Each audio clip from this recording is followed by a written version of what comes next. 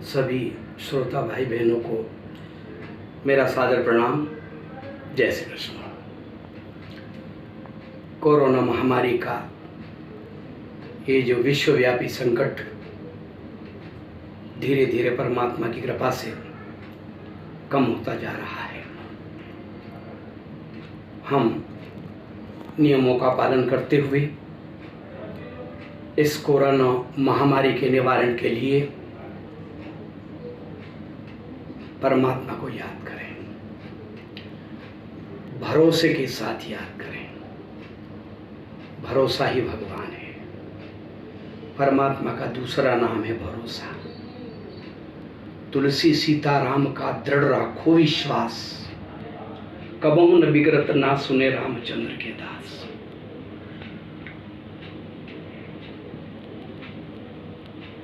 आज हम देख रहे हैं इस कोरोना महामारी के इस संग्राम में कई योद्धाओं ने सेवा भाव किया।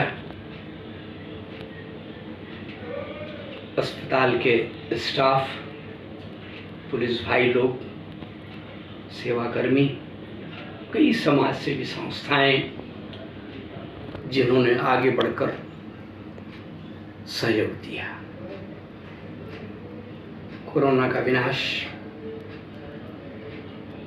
अंतिम चरण में चल रहा है कोरोना, लेकिन बड़े दुख के साथ कहने में आता है कई लोगों ने इस दुख की घड़ी में भी कालाबाजारी की, लूटमार की।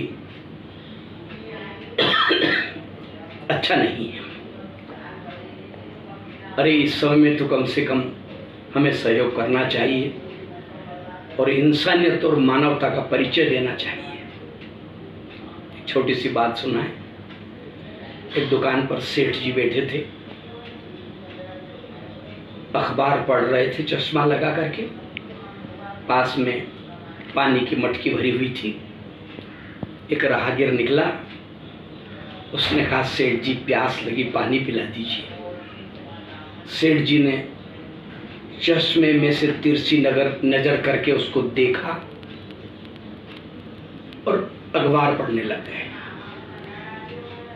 उस राहगीर ने कहा सेठ जी प्यास लगी है, पानी पिला दीजिए। सेठ जी ने कहा थोड़ी देर रुक जा, आदमी आ जाने दे। खड़ा रहा बेचारा 2-5 मिनट। फिर कहा सेठ जी गर्मी का समय है, पानी पिला दो ना। सेठ जी ने कहा तूने सुना नहीं, आदमी आ जाने दे। उस राहगीर ने कहा कि सेठ जी 2 मिनट के लिए आप आदमी बन जाओ ना। तो बात केवल इतनी सी है कि मानवता समाप्त हो गई।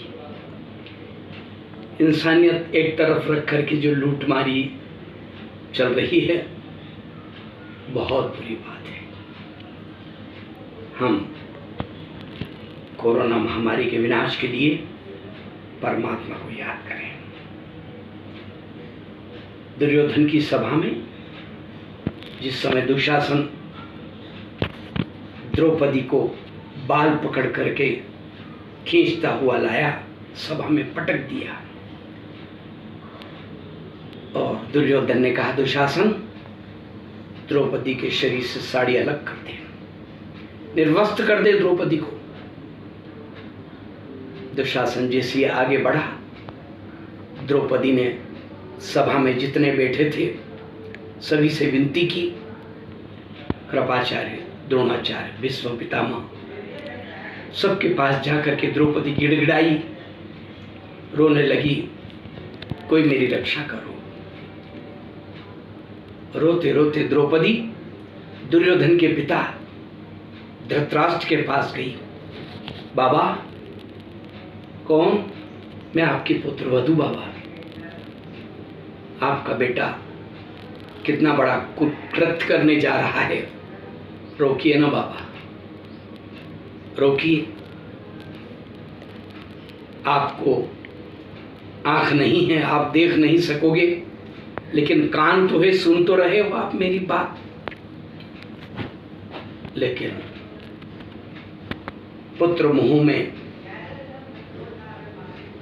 धृतराष्ट्र इतने अंधे हो गए, आंखों से तो अंधे थे, पुत्र मुंह में भी अंधे हो गए। द्रौपदी ने भगवान को पुकारा, हे द्वारकाधीश, हे वृंदावन बिहारी। और दुशासन साड़ी खींचने लगा। द्रौपदी ने साड़ी का पल्ला दांत से पकड़ लिया, तब तक भगवान नहीं आए। दुशासन ने झटका दिया, दांत से साड़ी का पल्ला छूटा और द्रौपदी ने दोनों हाथ ऊपर करके कहा, हे अंतर्यामी, और भगवान आ गए। परमात्मा श्री हरि साड़ी बन करके आ गए, वस्त्रावतार ले लिया परमात्मा ने। ढेर लग गया साड़ी का,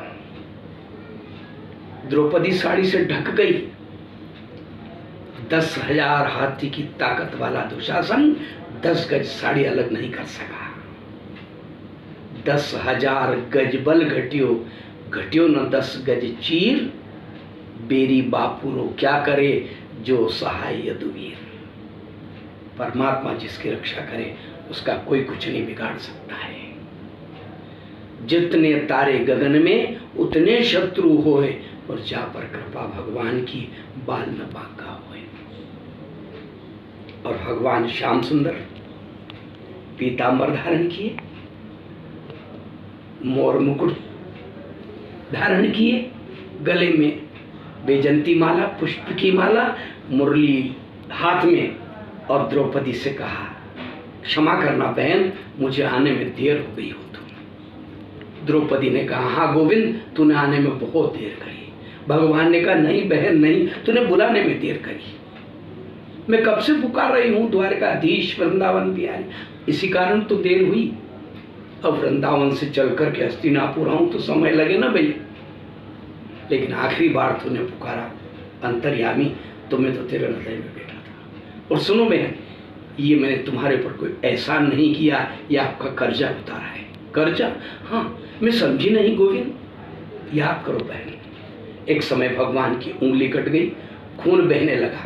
अष्टपट रानियां बैठी थी, रुक्मणी, सत्यभामा, कालिंदी, पितृवंदा, जामवंती, सभी बैठी हुई थी। खून टपक रहा है। कोई रूट ढूंढने गई, कोई पट्टी ढूंढने गई, और द्रौपदी ने तुरंत अपनी साड़ी फाड़ दी और भगवान की उंगली पर पट्टी बांध दी। खून बहना बंद हो गया। भगवान ने कहा, द्रौपदी, रहेगा याद दिल में बहन, जीवन में भुलाऊं ना, और समय पर देखना द्रौपदी, तुम्हारे काम आऊंगा। बहन के रेशमी साड़ी के 4 धागों पर हजारों साड़ियां देकर तुम्हें दुख से बचाऊंगा। द्रौपदी ने कहा, गोविंद नहीं नहीं, मैंने नहीं फाड़ा चीर, ये तो आपकी पीड़ा को देख करके धागे स्वयं चीर छोड़कर भागे। भाग उनके जागे जो आपकी उंगली पर लागे, बाकी सब थे अभागे।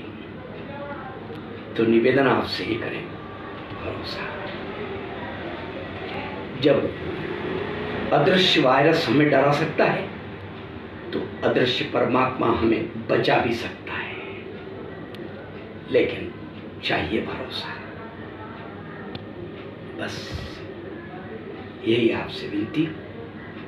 भरोसे के साथ भगवान को याद कीजिए, नियमों का पालन कीजिए। समय समाप्त, वाणी को विराम।